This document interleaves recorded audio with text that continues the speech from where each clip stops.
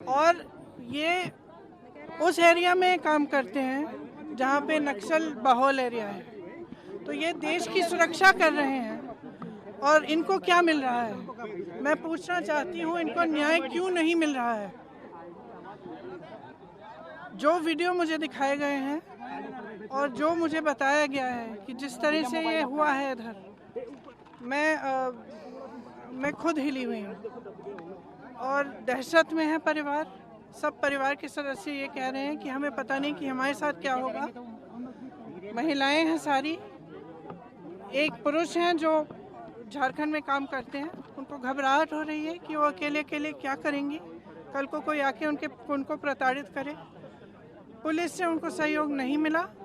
जो यहाँ के जो 2 पुलिस वाले जो हटाए गए हैं कल, महिलाएं मुझे बता रही थी कि जब वो जाती थी उनको कंप्लेंट करने के लिए तो वो मजाक करते थे, इनका हंसते थे इन पर।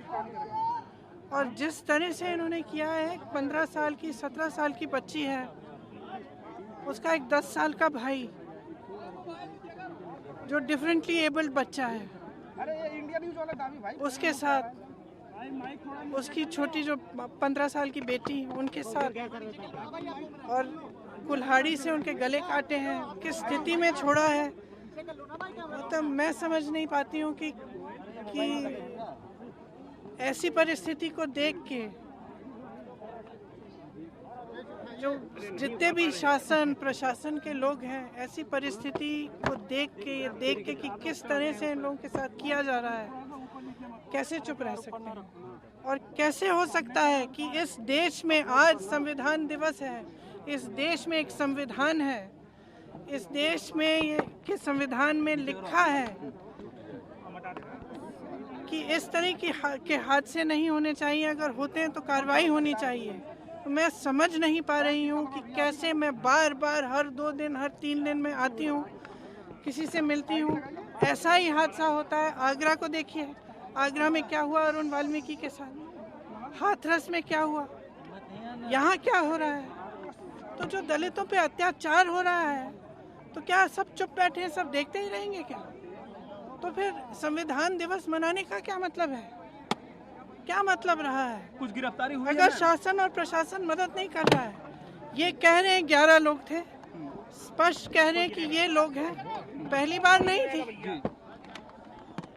इससे पहले सितंबर में भी इसी घर में आके मारपीट की। 8 लोगों को उन्होंने अरेस्ट कर लिया है। 2020 में किया, 2020 में भी किया, 2019 में किया, 2021 में सितंबर में किया, अब आके ये काम किया है। उत्तर प्रदेश की तो इनको पहले क्यों नहीं रोका?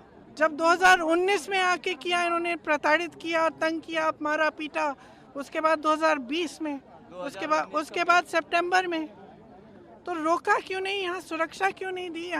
यहाँ पे जो आज चौकी लगाई है वो उस समय क्यों नहीं लगाई? कानून व्यवस्था बड़ी बड़ी बातें होती हैं मैम, यहाँ पे कानून व्यवस्था तो सही है, क्या कहेंगी मैम? लगातार आप किसी न किसी मामले में आप ही रही उत्तर प्रदेश। क्या लगता है कि दलितों के बारे में सिर्फ बात की जाती है क्या? देखिए, जहाँ जहाँ मैं जा रही हूँ मुझे स्पष्ट दिख रहा है कि दलितों के लिए न्याय नहीं है, न्याय नहीं है, किसानों के लिए न्याय नहीं है, महिलाओं के लिए न्याय नहीं है। न्याय सिर्फ उन लोगों के लिए है जिनकी सत्ता है, जो उनके साथ उठते बैठते हैं, और जो उनके दोस्त हैं, जो बड़े बड़े उद्योगपति हैं, उनके लिए न्याय है।